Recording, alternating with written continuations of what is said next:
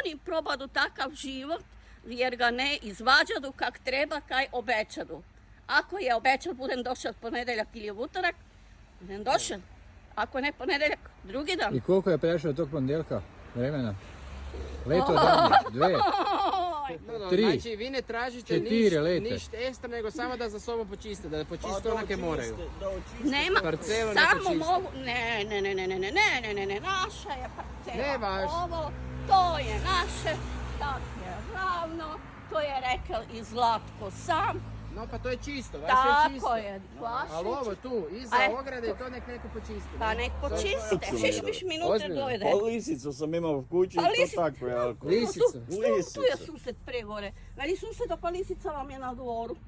I unutra Sedela. mi je Je bila, dovod dojde, a? i unutra mi je bila u hodniku No, lisica. ja sedim A koliko ovak već to tak sedim. stoji? Pa već, kak smo mi tu? Ne, A ja još ne znam prije. koliko je... Pa par let koliko? Što da radim? Znači vi ste tu 5 godina i to je tak, ne?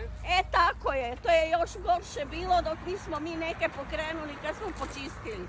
To da je onaj gore sused živ, on bi potvrdio. A ta kuća se ni ne vidi od sve obraslo.